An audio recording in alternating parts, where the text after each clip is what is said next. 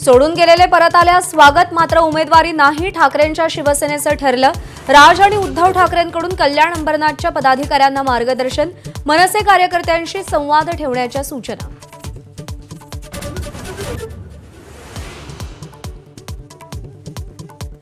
सर्वात आधी जिल्हा परिषदेच्या निवडणुकांचे फटाके फुटणार, गट रचना आणि आरक्षणाच्या पद्धतीला आव्हान देणारी याचिका मार्गी लागल्यानं निवडणुकीचा मार्ग जवळपास मोकळा। मुंबईला आज आधुनिक क्रूज टर्मिनल मिळणार, पंतप्रधान मोदींच्या हस्ते उद्घाटन। गुजरातमध्ये समुद्र से समृद्धी कार्यक्रमात मोदींचा सहभाग।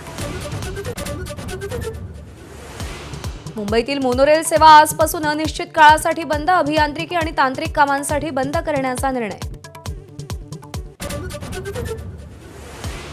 ठाण्यातील वाहतूक कोंडी विरोधात मनसेचा मोर्चा, ट्रॅफिक मोर्चाच्या माध्यमातून समस्या मांडल्या जाणार।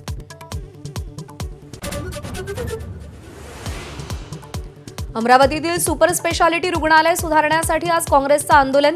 गेल्या 25 दिवसांपासून डॉक्टर संपावर, 1.5 वर्षांपासून मानधन थकल्यानं डॉक्टर संपावर। दिलीप खेडकरांनी केलेल्या अपहरण प्रकरणात ड्रायव्हरला अटक, रबाले पोलिसांनी ड्रायव्हर प्रफुल्ल साळुंकेच्या मुसक्या आवळल्या। 6 दिवसांपासून खेडकर कुटुंबीय अद्यापही फरार। लातूर सोलापूर मार्गावर कारला कट लागल्याच्या वादातून तरुणीवर हल्ला, तरुणांचा मृत्यू तर तरुणी गंभीर जखमी। आरोपी विष्णू मामडगेनं हल्ला केल्याची माहिती।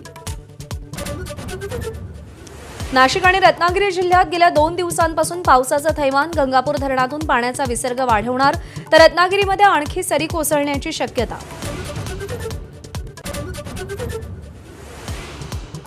अमेरिकेचे अध्यक्ष डोनाल्ड ट्रम्प यांचा रडीचा डाव सुरूच। H-1B व्हिसाचं शुल्क $1,00,000 वर नेलं, भारतीयांना अमेरिकेत नोकरी करणं अजून कठीण झालं।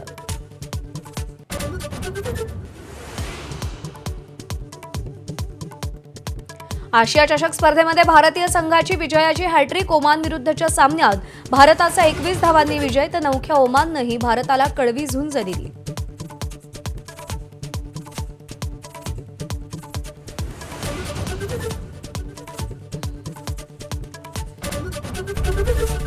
एबीपी माझा, उघडा डोळे बघा नीट।